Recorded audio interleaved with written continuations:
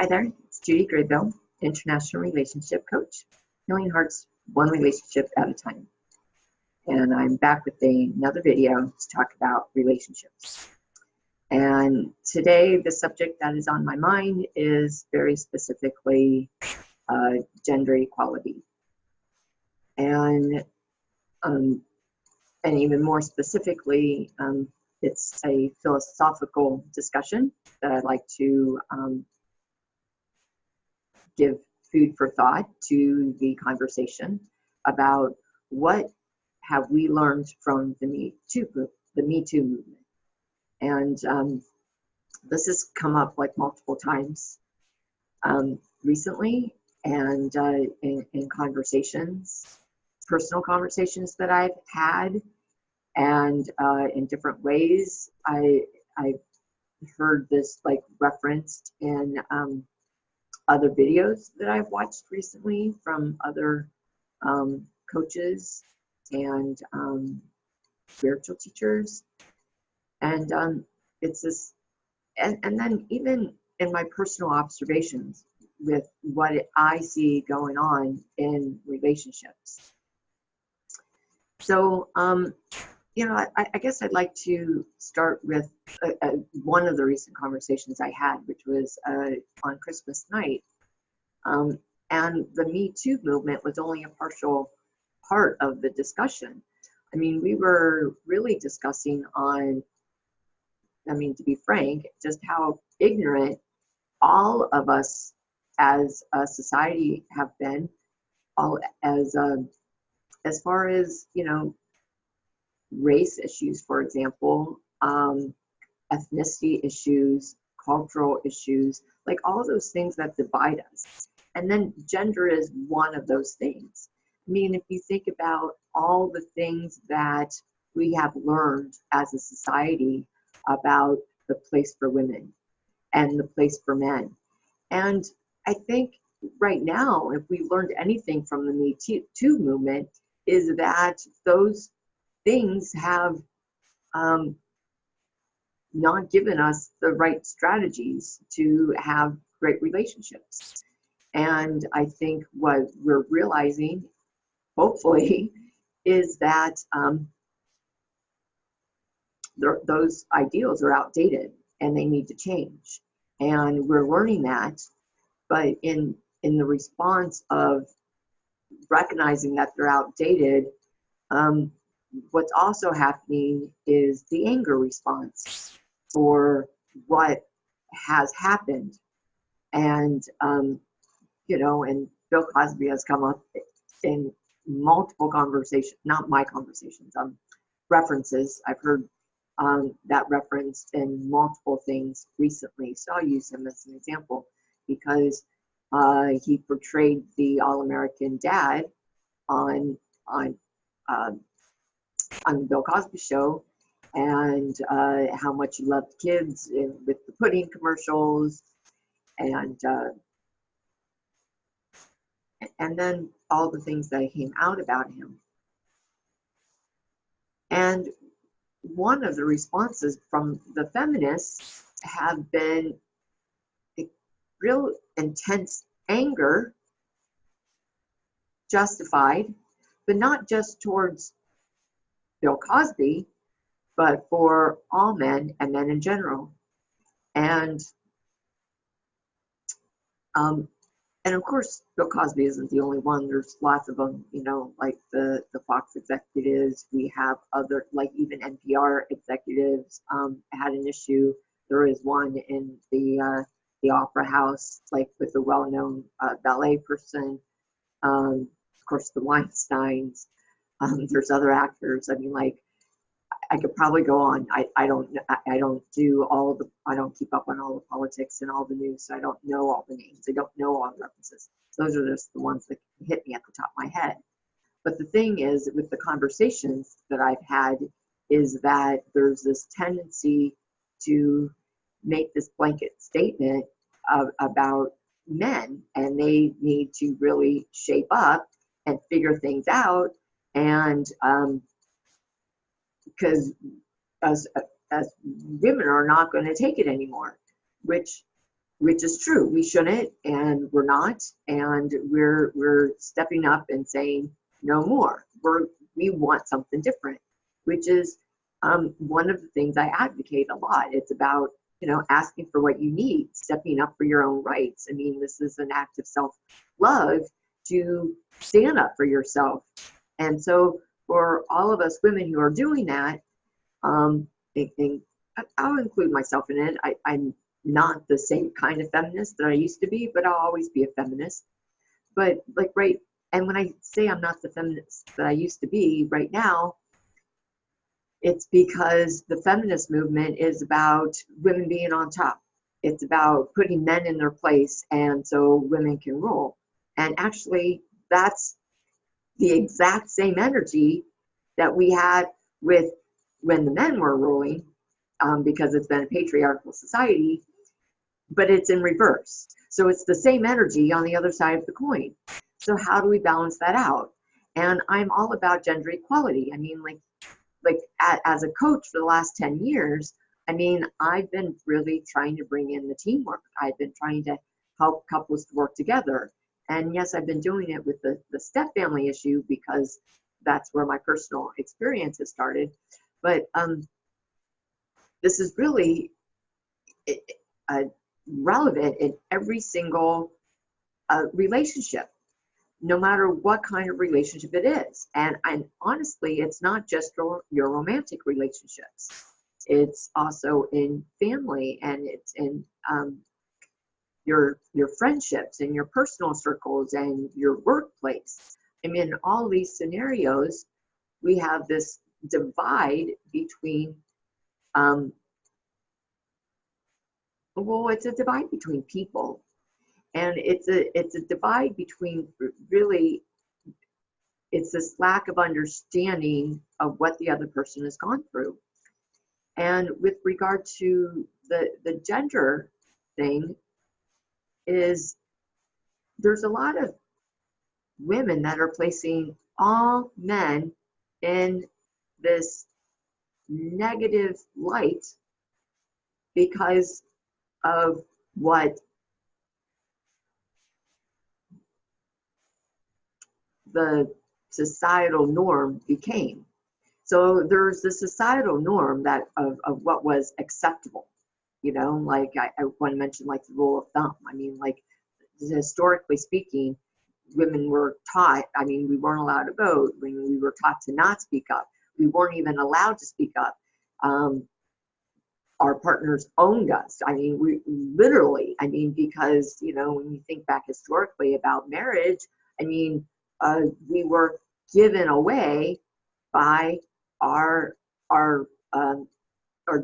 dads, our father figures, you know, and that's in a historical perspective. Obviously, that's not the modern way of looking at it, but we have to put it into this context because even though that terminology has changed and the way we went in, and what we said about it changed and our vernacular changed, really that hasn't changed. There was still this attitude that they were above us, and it was very condescending. But what I want to say is that they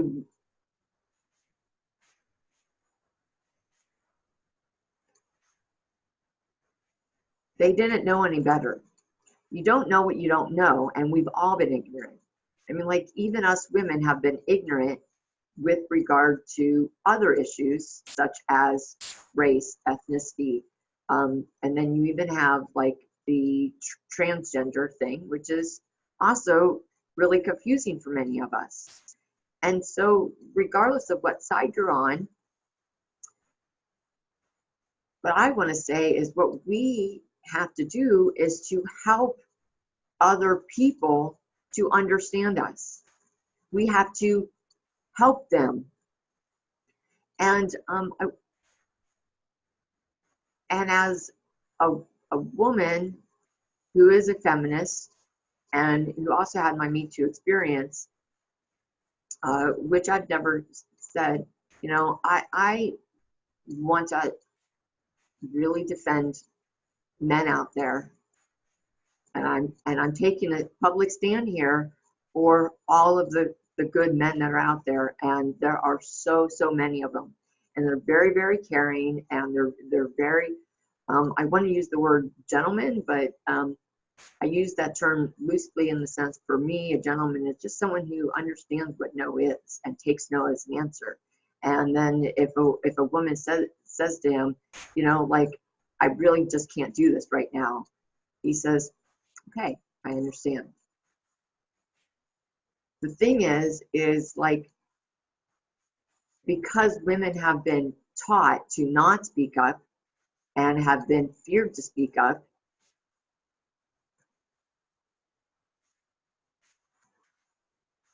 we have given away our power in the sense that now, with all this awareness, we expect them to just get it. We expect them to just figure out what they're supposed to do different. And the thing is, they don't know what they need to do different. And when they were doing it wrong, yeah, sure, some of them were doing it wrong out of a narcissistic tendency. Some were doing it wrong out of like this really power-driven thing, which was not narcissism. It was something different. It was like power-driven, or this, you know, like the stereotypical alpha male. And yeah, there is that energy out there, and it still exists in men. And quite honestly, the alpha female exists too. So that exists in a lot of women out there. And so, but there's this, a much larger segment of men who are like, who have always wanted to do right by women and have done their best to do that. And I speak from my own personal experience here.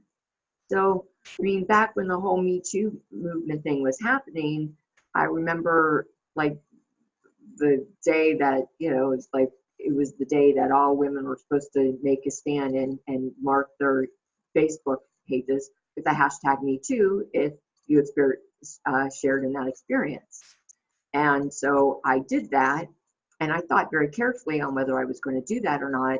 And then I did, and in that same post, I said, I want to balance out the conversation by also saying that there's a lot of good men out there, and that's my primary experience with dating and significant others, and with men in general, have been dating very caring men who have been sensitive and kind and or gentlemanly.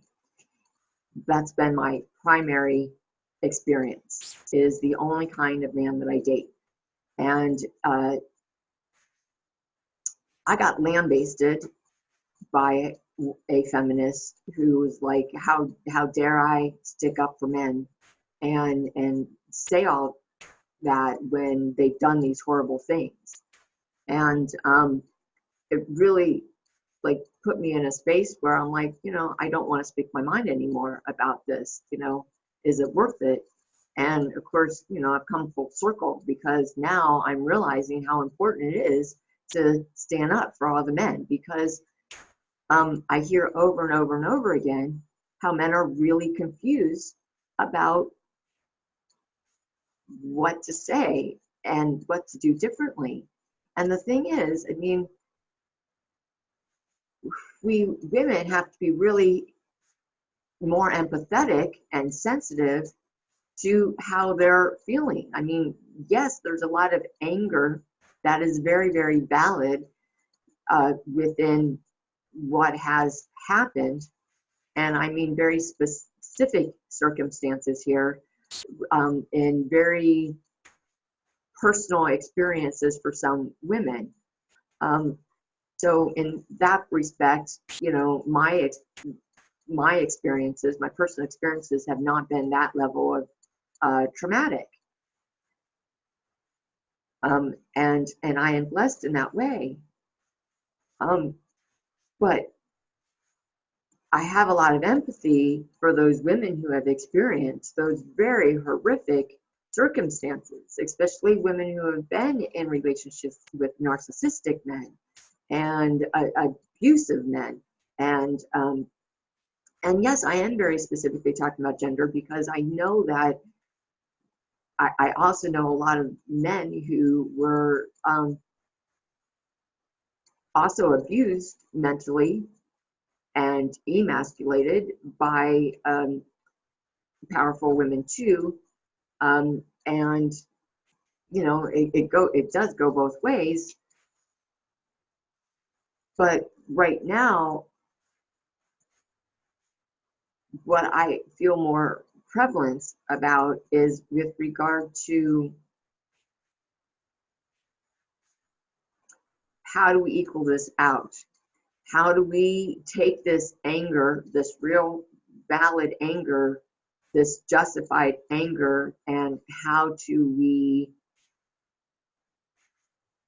use this in a very productive way going forward? And it starts by having this premise of not of all the good men out there.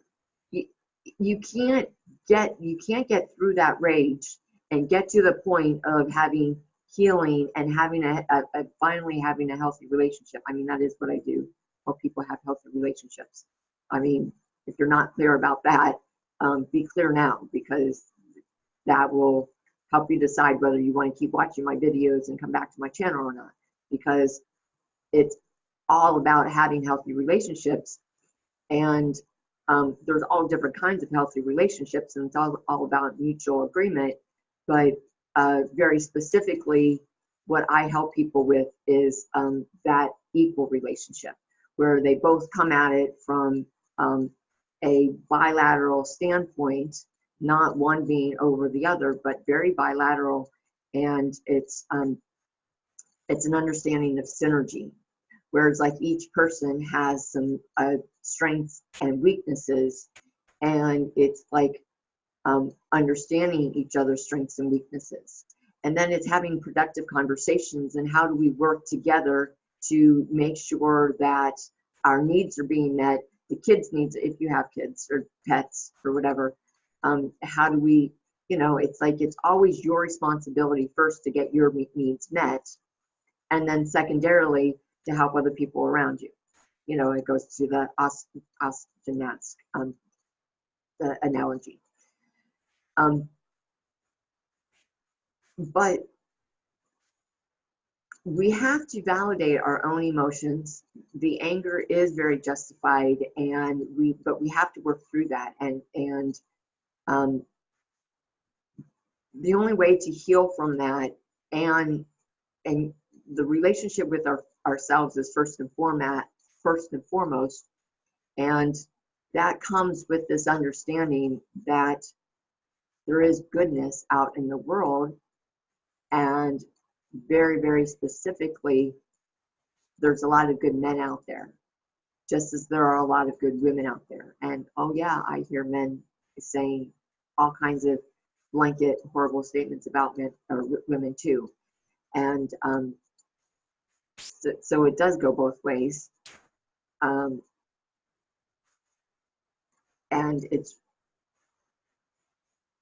But this conversation is more philosophical in the respect of what did we learn? What can we learn? And how do we be productive in our conversations about this going forward? And a scene from Jerry Maguire comes to mind, and this is like my favorite scene of the movie. And Jerry Maguire, Tom Cruise's character, is the agent for Cuba Gooding Jr., Rod Tidwell. And he's actually going to bat for Rod Tidwell, and he's his agent, he's a sports agent, and Rod Tidwell has a chip on his shoulder. And he's very combative, and he's very like, you know, you just show me the money. You just do your job. You just do your, and he's just like, and honestly, because of his attitude, he's not making it easy for Tom Cruise's character. So like Jerry Maguire. So like Jerry Maguire is like trying all these different things, and he's broke and he's not making any money and he's very frustrated. And there's this one scene where they're in the locker together, the restroom, I guess, at the locker room restroom at the sports facility, and they're having this conversation. And Jerry Maguire is saying to Rod Tidwell, "Help me, Rod. Help me to help you. Just help me. Help me help you." And you have to watch the scene because he like says it over and over and over again, and he's like pleading and begging with Rod. It's just like, please make it easier for me, please. And Rod Tidwell's response is, "You're asking me to dance. You're asking me to dance, are you? You're asking me to blah, blah, blah." And he gives him attitude. It's like, you know what? Just do your job. Just do your job. And then Jerry Maguire storms out of the room. He's upset and he's like frustrated, and he's like, he's done with the conversation. And Rod Tidwell yells back after him, "You know, that's the difference between you and me, Jerry.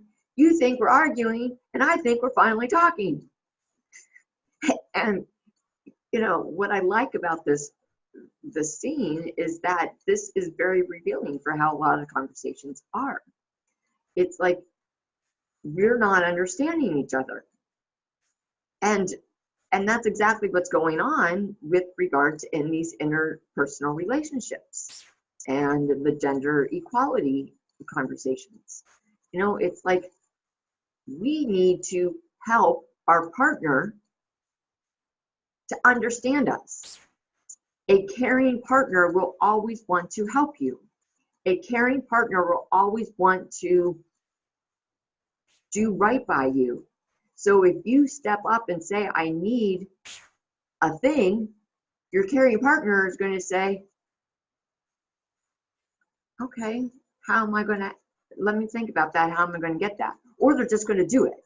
You know, it depends on their personality style, because some personality styles are going to like do it like right away, and you're going to get it in a minute. And then there's other personality styles where you're going to be like, "Let me think about the best way to do it."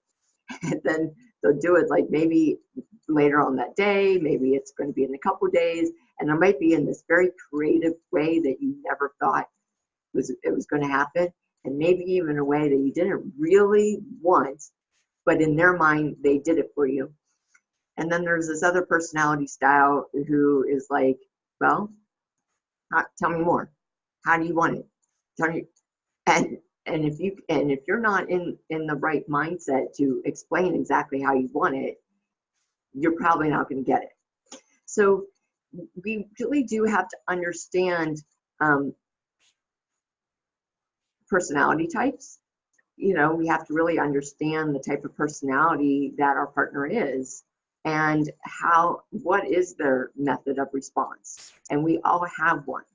And understanding your method of response and how you're contributing to the conversation would be helpful. And even when it comes to with regard to expressing your anger and your frustration about what your partner did or what your past partner did, and how you project the actions of your past partners onto your current partners.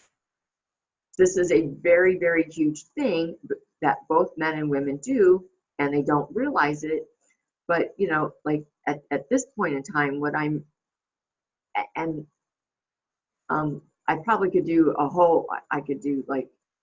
I'll probably do more videos on this, just the healthy conversations and so forth.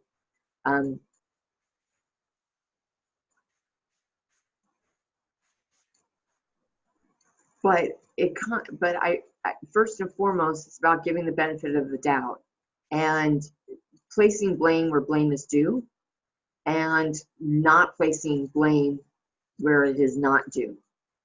And again, I'll just repeat what I said a minute ago about projecting. You know, like we can't put all men into the same category We can't put all women into the same category. We have to recognize that there are good people, there are good women as well as good men, and not just good intention, but I mean this desire to learn. You know, it is desire to like do better. There's like the and very specifically with the Me Too movement is like there's all these men who are like now afraid to do anything. They're afraid to say anything. They're afraid to speak up. They're like, I want to do better. It's my intention to do better, but I'm getting beat up so much by all the women who are yelling at me, or I observe all my male friends getting beat up, or I observe all these angry women out there. And now it creates in me a fear response of actually speaking my piece and actually saying it, because like I don't want what happened to that guy, I don't want that to happen to me. And I think we as women have to understand this about men. Like this is a thing. And I'm mentioning this because this has come up. And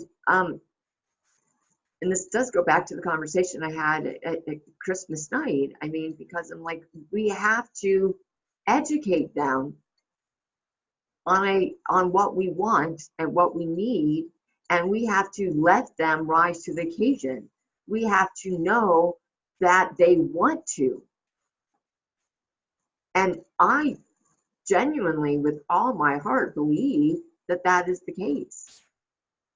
That the majority, the vast majority of men are good and want to learn a new and better way of being so that they can be good partners. I mean, because at the end of the day, I mean, they benefit from it too. I mean, like, it's not rocket science.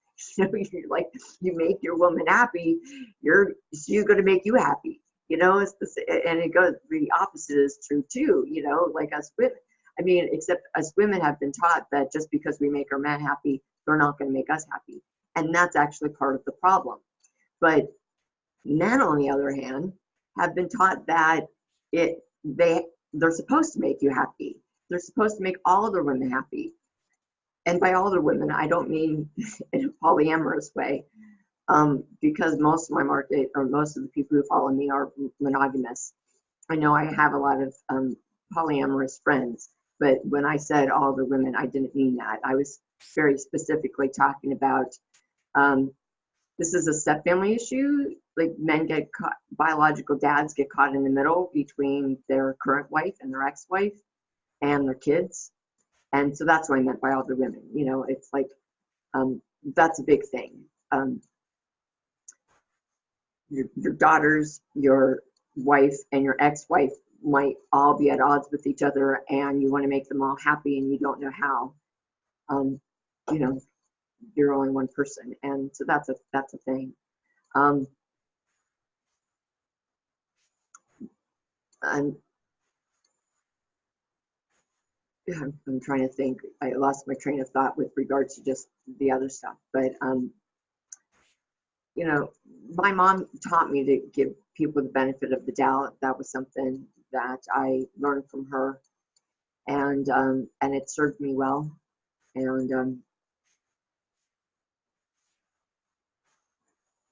you know, and I guess that's the main thing I want to leave you with. I mean, there's probably a lot more to say on this issue.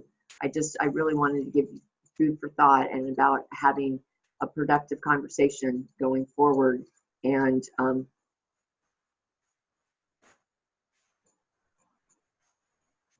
believing in your partner, and believing in men, and believing in the opposite sex, and believing that other people are going to rise to the occasion. There are going to be people who don't rise to the occasion. There are going to be people, both men and women, and in all kinds of scenarios, who are not going to get it, or will take years to get it.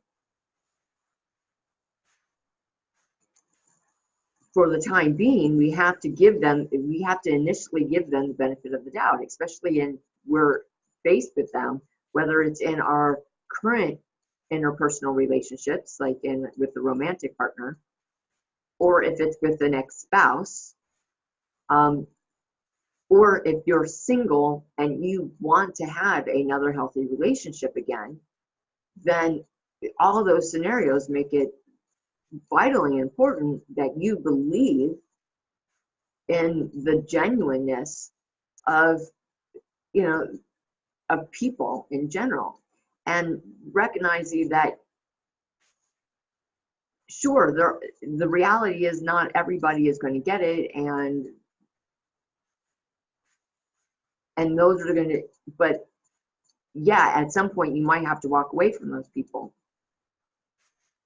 But you can't go into the situation. I mean, like if you're already in a situation and you want to tweak it, you want to do something different, you want something healthier, you want something better, then right now what you have to do is assume, give the benefit of the doubt, or give at least the opportunity for your partner to rise to the occasion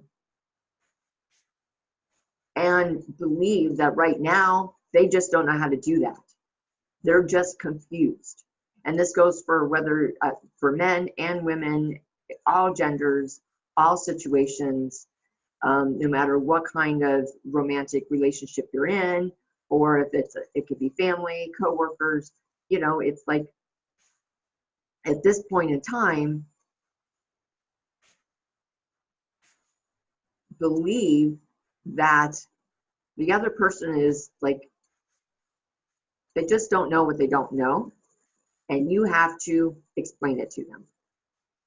You have to be really empathetic with where they're at, and you have to learn how to express your emotions in a protective way. You have to learn how to ask for what you need in a very productive way. And you have to, sometimes know when to back down. It doesn't mean back down in every situation. It means it's a give and take. It's really understanding where the other person is at, and are they in a receptive place, or they're not in a receptive place. When they're in a receptive place, great, that's an avenue for productive conversation. If they're not in a receptive place, then it's a matter of, I'll wait, I'll be patient. When can we talk? Can we, and then there's probably going to be a lot of education for you if you don't know how to express your needs, if you don't know how to, if you don't know how to ask for what you want, and you don't know how to process your emotions, and your emotions are like all over the place and they're very intense, you may need some help walking through that. But I guess this is really about planting the seeds and just giving you food for thought, and just those couple tidbits, believe in love, believe in people, believe in your partner, believe that it's possible. I do. If I didn't believe in love, I would not be in this career. I would not be a relationship coach. I 100% believe in love. I believe in real love. I believe in discharged love. I guess I'll leave it at there for now. All right. I wish you the best, and if anything I shared resonated with you, please like or share or comment. And if you want to add to the discussion, if I missed the boat on something, or you want to, just add to the discussion, I'd love to hear your comment. And again, it's about having productive conversations.